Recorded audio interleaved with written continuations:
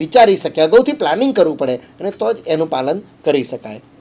ત્યારબાદ નિયમિત રોકડ અને સ્ટોકની નીતિ, અનિયમિત ડિવિડન્ડ વહેંચણીની નીતિ અને છેલ્લે છે સ્થિર ડિવિડન્ડની નીતિ.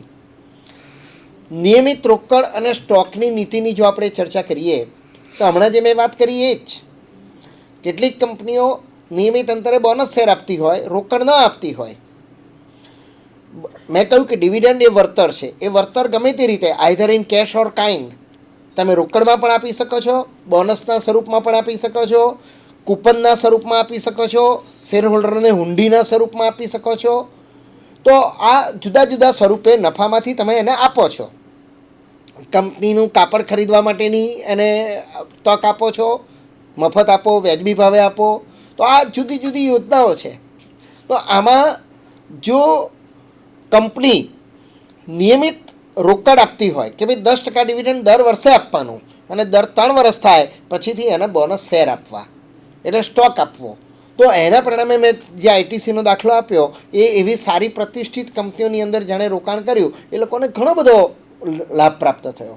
એટલે આપણે જે ચર્ચા કરી એમાં એક એવી હતી કે રોકડમાં આપવું, શરૂઆતના વર્ષોમાં ન આપવું, કેટલાક નક્કી કરે કે ના એકલો સ્ટોક એટલે કે બોનસ શેર જ આપવા 2 વર્ષે 3 વર્ષે, ડિવિડન્ડ રોકડમાં પણ ન આપવું, માત્ર 2-3 વર્ષે બોનસ શેર આપવા.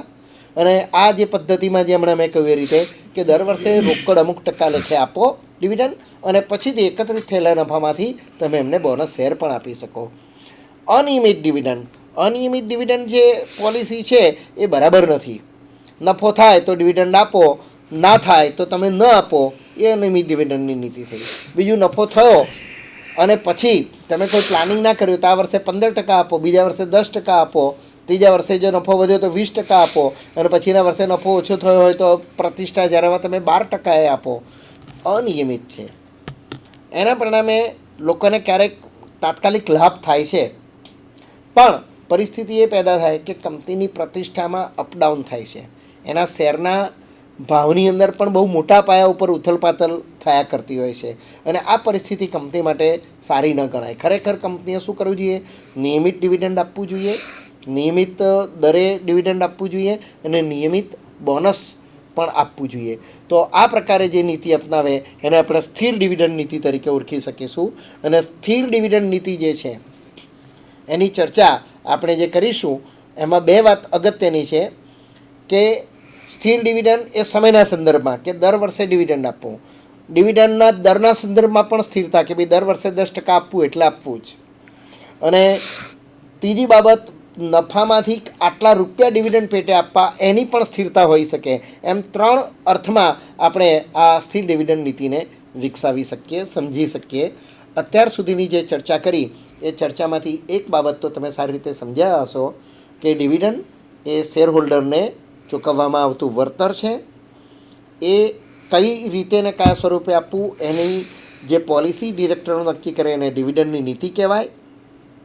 જુદી જુદી ડિવિડન્ડ નીતિઓ પૈકી જો કંપનીની પ્રતિષ્ઠા વધારવી હોય, સ્થિર બનાવવી હોય, સ્થિર રોકાણકાર વર્ગ મેળવવો હોય તો વધુ શ્રેષ્ઠ અને સારી નીતિ એ સ્થિર ડિવિડન્ડની નીતિ છે. અને એ માટે ચર્ચા કરવા માટે હું સાથી મિત્ર શ્રી ધર્મેન્દ્રભાઈને ડીએ પટેલ સાહેબને વિનંતી કરીશ કે હવે સ્થિર ડિવિડન્ડ નીતિ ઉપર પ્રકાશ પાડે. નમસ્કાર વિદ્યાર્થી મિત્રો. ચાલો. ત્રિવેદી સાહેબે ડિવિડન્ડ અને ડિવિડન્ડ પોલિસી વિશે સુંદર અને સહજ સરળ શબ્દોમાં આપને સમજ આપી.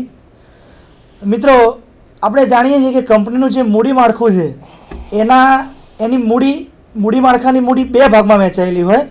માલિકીની મૂડી અને ઉછીની મૂડી એટલે કે દેવું. માલિકીની મૂડીમાં બેઝિકલી ઇક્વિટી શેર મૂડી અને પ્રેફરન્સ શેર મૂડી, જે કંપનીના સાચા માલિકો કહેવાય એના શેર હોલ્ડરો. અને ઉછીની મૂડીમાં ડિબેન્ચર, લાંબા ગાળાની બેંક લોન કે જુદા જુદા પ્રકારના બોન્ડનો આપણે સમાવેશ કરી શકીએ. હવે કંપની જે નફો કમાય છે એ નફાને આપણે 3 ભાગમાં વહેંચી શકીએ. કંપની જે નફો કરે એમાંથી કેટલોક ભાગ એની પડતર પાછળ અને એના વહીવટી ખર્ચ પાછળ ખર્ચાઈ જાય, કેટલોક ભાગ એ મિલકતોના ઘસારા પાછળ એ નફામાંથી ખર્ચાઈ જાય. બાકીના ભાગમાંથી કંપની જે લાંબા ગાળાનું દેવું ઊભું કર્યું હોય એના પર વ્યાજ ચૂકવે અને બાકી જે વધે એમાંથી સરકારને ચૂકવવાનો થતો ટેક્સ, કોર્પોરેટ ટેક્સ, અને છેલ્લે જે વધે એમાંથી ડિવિડન્ડ વહેંચાય. એટલે બેઝિકલી ડિવિડન્ડ જે છે એ આમ જોવા જઈએ તો કંપનીના માલિકો એટલે કે શેર હોલ્ડરોને ચૂકવવામાં આવતો નફા ભાગ બધાને વેચ્યા પછી, કાનૂની જોગવાઈ કર્યા પછી જે નફો બચે એ શેર હોલ્ડરોને જે વેચાય એને ડિવિડન્ડ તરીકે ઓળખવામાં આવે છે. ડિવિઝિબલ પ્રોફિટ પરથી શબ્દ ઉતરી આવે છે ડિવિડન્ડ, શેર હોલ્ડરોને વેચવામાં આવતો નફાનો ભાગ. હવે ડિવિડન્ડ સામાન્ય રીતે શબ્દ એક જ છે અને નફાની વહેંચણી, પણ સાહેબે વાત કરી એમ કે એને ઘણા બધા પરિબળો અસર કરે, એટલા માટે ડિવિડન્ડ ચૂકવણીની પોલિસી નક્કી કરવી પડે. પૂરેપૂરો નફો જે કંપની કમાય એમાંથી કરવેરા ચૂકવ્યા પછી જે વધે એ બધું રોકડમાં નફા તરીકે વેચવાનું કોઈ પણ કંપની પસંદ કરે નહીં. ઇવન નાની ભાગીદારી પેઢી હોય કે નાની વૈયક્તિક માલિકીની પેઢી હોય તો એ પણ દર વર્ષે જે નફો કમાય એ બધો ઉપાડી જતા નથી. એમાંથી કેટલોક નફો વિકાસ માટે પેઢીમાં એ પુનઃરોકાણ તરીકે રાખતા હોય છે. એટલે ડિવિડન્ડ પોલિસીને બેઝિકલી આ જ વસ્તુ અસર કરે કે ભાઈ પૂરેપૂરો નફો ડિવિડન્ડ તરીકે વેચવો કે પૂરેપૂરો નહીં વેચીને કેટલોક ભાગ એ નફાનું પુનઃરોકાણ, રાખી મૂકેલી કમાણી સ્વરૂપે કંપની પોતાના જ ભંડોળનો ઉપયોગ કરી અને વિકાસ કરી શકે. ડિવિડન્ડ પોલિસી નક્કી કરતી વખતે મહત્ત્વના 2 ધ્યેય કંપની સમક્ષ હોય છે મિત્રો. એક તો સંપત્તિનું મહત્તમીકરણ અને બીજું શેર હોલ્ડરોના હાથમાં રોકડ પૂરી પાડવી. બંને આમ તો વિરોધાભાસી છે. જો સંપત્તિનું મહત્તમીકરણ કરવું હોય કંપનીએ તો વધુને વધુ નફો એ કંપનીમાં પુનઃરોકાણ કરવું પડે, રાખી મૂકેલી કમાણી તરીકે અનામત સ્વરૂપે રાખવો પડે, જેથી કરીને કંપની પોતાના જ ભંડોળથી વિકાસ માટે સંપત્તિ ઊભી કરે અને સંપત્તિનું મેક્સિમાઇઝેશન શક્ય બને. અને બીજા નંબરનો જે ઉદ્દેશ આપણે વાત કરી કે શેર હોલ્ડરોના હાથમાં નાણાં પૂરા પાડવા, રોકડ પૂરી પાડવી. તો જો રોકડ પૂરી પાડવા જાય તો રાખી મૂકેલી કમાણી એ ઘટશે. એટલે બંને વચ્ચે બેલેન્સ જાળવવું, બંને ઉદ્દેશો છે, બંને કંપનીના હિતના છે. કારણ કે સંપત્તિનું મહત્તમીકરણ થશે તો શેરની બુક વેલ્યુ વધશે અને બુક વેલ્યુ વધશે, અનામતો વધશે તો આફ્ટર ઓલ છેલ્લે શેર હોલ્ડરને જ ફાયદો થવાનો છે. એમાંથી બોનસ વગેરે વેચી શકાશે. સામે પક્ષે કેટલાક શેર હોલ્ડરો એવા પ્રકારની માનસિકવાળા હોય કે જેમને રોકડમાં ડિવિડન્ડની અપેક્ષા હોય, દર વર્ષે રોકડ તરલતા ઈચ્છતા હોય, તો એમની પણ અપેક્ષા કંપનીએ સંતોષવાની છે. તો બોર્ડ ઓફ ડિરેક્ટર 2 ઉદ્દેશ ધ્યાનમાં રાખીને સંપત્તિનું મહત્તમીકરણ પણ થાય અને શેર હોલ્ડરના હાથમાં એ રોકડ પણ આવે, આ 2 વસ્તુ ધ્યાનમાં રાખીને ડિવિડન્ડ પોલિસી નક્કી કરતા હોય છે. પણ હવે મહત્વની જે વાત હું કરવા માંગુ છું એ ડિવિડન્ડની સ્થિરતાને અસર કરતા પરિબળો. કારણ કે છેવટે તો ડિવિડન્ડ કેટલું વેચવું, કેવી રીતે વેચવું, વધુ વેચવું, ઓછું, કંપનીના આંતરિક બાબતો પર ડિપેન્ડ નથી. કેટલાક બાહ્ય પરિબળો, બહારના પરિબળો પણ એને અસર કરે છે. તો સ્થિર ડિવિડન્ડ નીતિ, બીજા શબ્દોમાં કહીએ તો ડિવિડન્ડની વહેંચણીને અસર કરતા કેટલાક પરિબળો છે, જે પરિબળોને ધ્યાનમાં રાખીને કંપની ડિવિડન્ડ પોલિસી નક્કી કરતી હોય છે. એમાં સૌથી પહેલાં તો ધંધાનો પ્રકાર મિત્રો.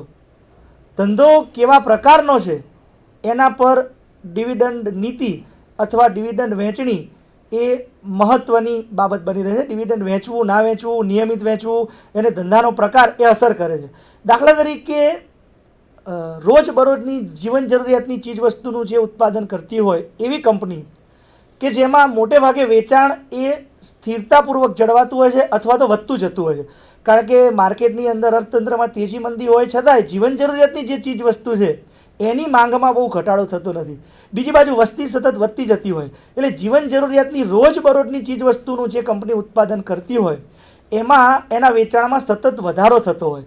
એટલે આવી કંપનીઓની આવક એ લગભગ સ્થિર રીતે વધતી જતી હોય અને જે કંપનીની આવકમાં સ્થિરતા હોય, જળવાઈ રહેતી હોય અથવા વધતી જતી હોય એ કંપની સરળતાથી સ્થિર ડિવિડન્ડ વેચી શકે, ડિવિડન્ડનો દર જાળવી શકે, ડિવિડન્ડના દરમાં વધારો કરી શકે. કારણ કે એની આવક નિશ્ચિત જ છે અને વધતી જવાની છે, એના ઘટાડાના કોઈ સંજોગો ખાસ નથી. પણ એવા પ્રકારના ઉદ્યોગ ધંધા મિત્રો કે જેને બજારની તેજી મંદી અસર કરે, જેમાં ક્યારેક તેજી હોય ક્યારેક મંદી હોય, દાખલા તરીકે ઇન્ડસ્ટ્રીયલ ગુડ્સ એનું ઉત્પાદન કરતી કંપની હોય તો એને અર્થતંત્ર પર ડિપેન્ડ છે.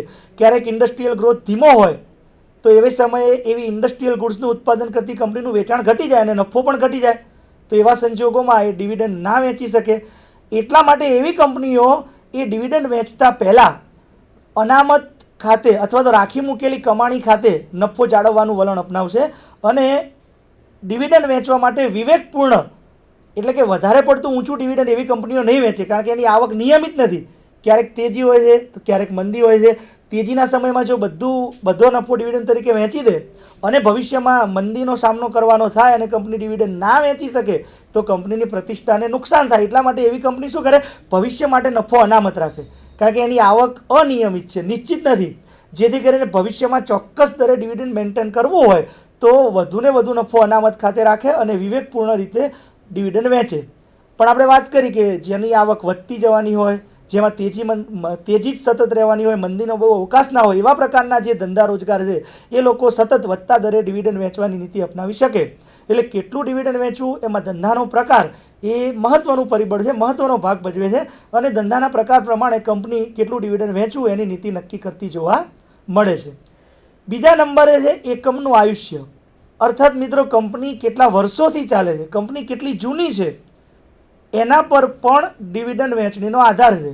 કોઈ કંપની નવી નક્કોર જ હોય, શરૂઆતના તબક્કે પબ્લિક ઇસ્યુ લઈને આવી હોય, હજી એનો પ્રોજેક્ટ શરૂ જ ના થયો હોય, હજી પ્રોજેક્ટ એનો પાઇપલાઇનમાં હોય, અંડર પ્રોગ્રેસ હોય, અંડર પ્રોસેસ હોય, તો એવી કંપનીઓ શરૂઆતના વર્ષમાં ડિવિડન્ડ ના પણ વેચે. સાહેબે હમણાં રિલાયન્સના નામનો ઉલ્લેખ કર્યો હતો, તો રિલાયન્સ એ બહુ જ પ્રતિષ્ઠિત ગ્રુપ છે અને રિલાયન્સ ઇન્ડસ્ટ્રીઝ જે ઓરિજિનલી મૂળ ગ્રુપ છે એ વર્ષો મંદીના સમયમાં પણ સારું એવું ડિવિડન્ડ વેચે છે. પણ આપણે વાત કરીએ રિલાયન્સ પાવર, એ જ જૂથની એક નવી શરૂ થયેલી કંપની કે જેના પ્રોજેક્ટ હજી ઇનિશિયલ સ્ટેજ ઉપર છે, હજી કાર્યરત થયા નથી, હજી ફૂલ ફ્લેગ નફાકારક થયા નથી, તો રિલાયન્સ પાવર આટલું પ્રતિષ્ઠિત નામ હોવા છતાં હજી ખાસ ડિવિડન્ડ વહેંચતી નથી. તો કેટલા સમયથી ધંધો ચાલે છે, કંપનીનું આયુષ્ય કેટલું છે એ પણ ડિવિડન્ડ વહેંચણીને અસર કરે. કંપની બહુ જૂની હોય તો એના ચોપડામાં વર્ષ કમાયેલા નફામાંથી અલગ રાખેલું અનામત હોય, પૂરતા પ્રમાણમાં ડિવિડન્ડ સમતુલા ફંડ હોય, પૂરતા પ્રમાણમાં પોતાનું ભંડોળ હોય, તો એવી કંપનીઓ વધુને વધુ નફો ડિવિડન્ડ તરીકે વેચવાનું, ઇવન વધારાનું વચગાળાનું ડિવિડન્ડ વેચવાનું પણ પસંદ કરી શકે. પણ નવી નક્કોર કંપની કે હજી શરૂ થઈ બહુ સમય ના થયો હોય તો એને હજી ફંડની સમસ્યા હોય, ફૂલ ફ્લેગ નફો ચાલુ ના થયો હોય, પૂરતા પ્રમાણમાં નફો ના કરતી હોય, ફંડ સતત એની જરૂરિયાત રહેતી હોય, તો એવા સંજોગોમાં કંપની ઓછું ડિવિડન્ડ વેચી અને વધુને વધુ નફો એ ભંડોળ તરીકે ઉપયોગ કરવાનું પસંદ કરે. એટલે કંપનીનું આયુષ્ય કેટલું છે, કંપની કેટલી જૂની છે, એ વસ્તુ પણ ડિવિડન્ડ પોલિસીને અસર કરી શકે.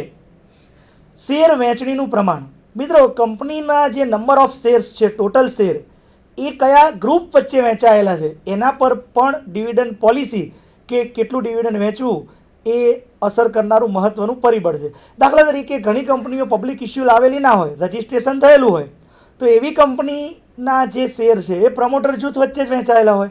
દાખલા તરીકે રિલાયન્સને આપણે એક કંપની સમજીએ છીએ, પણ દરેક કંપનીની સેંકડો કંપની છે કે જે પેટા કંપની તરીકે કામ કરતી હોય, જેના પબ્લિક ઇસ્યુ હજી ના આવ્યા હોય. રિલાયન્સ જૂથની 4-5 કંપનીઓ એવી છે કે જેના પબ્લિક ઇસ્યુ આવેલા છે. પણ મુકેશ અંબાણી અને અનિલ અંબાણીના જૂથની કંપનીઓની વાત કરીએ તો બંને ભાઈઓની 100 મોર દેન 100 કંપનીઓ રજીસ્ટર થયેલી છે. તમે જો એન્યુઅલ અહેવાલ એનો જોયો હોય તો તમને ખબર પડે. તો એ બધી કંપનીઓના જે શેર છે માત્ર પ્રમોટર વચ્ચે વહેંચાયેલા હોય.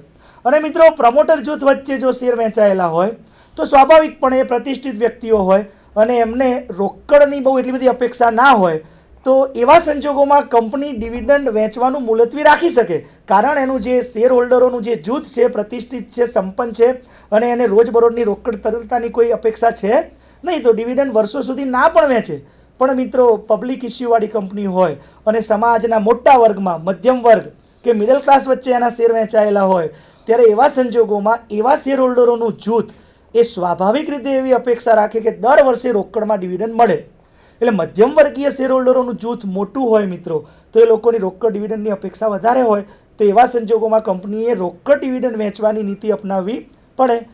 પણ આપણે વાત કરીએ એમ કે સંપન્ન વર્ગ કે પ્રમોટર જૂથ વચ્ચે જ શેર વહેંચાયેલા હોય અને રોકડની બહુ અપેક્ષા ના હોય, તો એવા સંજોગોમાં કંપની ડિવિડન્ડ ના વેચે અને તમામ નફો એ ભંડોળ તરીકે રાખી મૂકેલી કમાણી તરીકે રાખવાનું પસંદ કરી શકે. એટલે શેર વહેંચણી કયા જૂથ વચ્ચે થયેલી છે એ પણ ડિવિડન્ડ પોલિસીને અસર કરતું મહત્વનું પરિબળ છે.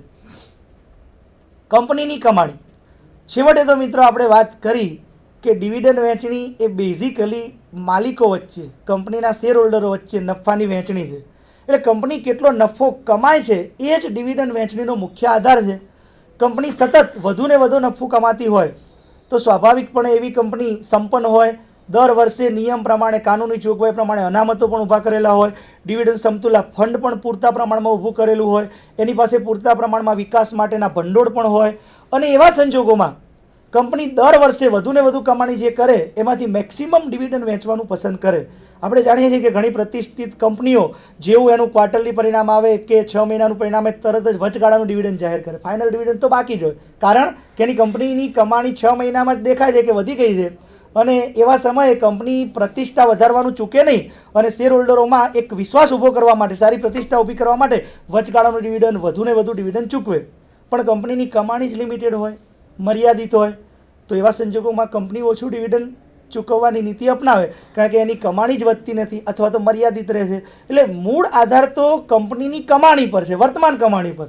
જેમ નફો વધારે હશે, બેઝિકલી સ્વાભાવિક રીતે કંપની વધુ ડિવિડન્ડ રોકડમાં વેચી શકશે, પણ નફો લિમિટેડ હશે અથવા વધતો નહીં હોય તો એવી કંપની ઓછું ડિવિડન્ડ રોકડમાં વેચવાનું પસંદ કરશે. એટલે કંપનીની કમાણી એ ડિવિડન્ડ વહેંચણીને અસર કરતું મહત્ત્વનું અને અગત્યનું પરિબળ છે.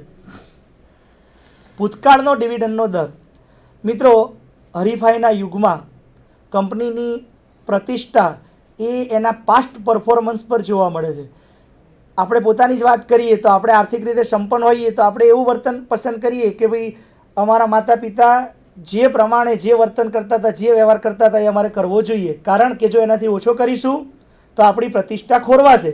આપણું પરિવાર જે સ્ટેટસમાં જીવે છે એના કારણે લોકોની અપેક્ષા આટલી હોય, તો એવું કંપનીની બાબતમાં બને કે કંપનીની ભૂતકાળની કમાણી, ભૂતકાળમાં કંપની વધુ કમાણી કરી હોય અને ઊંચા દરે ડિવિડન્ડ વેચેલું હોય અને ભૂતકાળની કમાણીમાંથી ઊંચા દરે કંપની અનામતો ઊભા કરેલા હોય, તો સ્વાભાવિક રીતે એવી કંપનીઓ માટે શેર હોલ્ડરની અપેક્ષા એવી હોય કે કંપની સતત પ્રગતિશીલ છે, ભૂતકાળમાં કંપનીનો પરફોર્મન્સ, કમાણી બહુ સારા રહ્યા છે, એટલે ભવિષ્યમાં પણ કંપની સારા ઊંચા દરે ડિવિડન્ડ આપશે.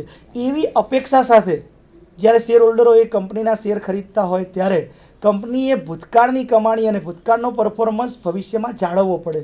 ઘણી વખત એવું બને, દાખલા તરીકે છેલ્લા 2-3 વર્ષો મંદીના હતા, તેમ છતાં પણ કેટલીક પ્રતિષ્ઠિત કંપનીઓએ વેચાણ ઘટી ગયું હોય, નફાના ફિગર્સ ઘટી ગયા હોય છતાં ભૂતકાળમાંથી ઊભું કરેલું અનામત ભંડોળ, ડિવિડન્ડ સમતુલા ફંડ કે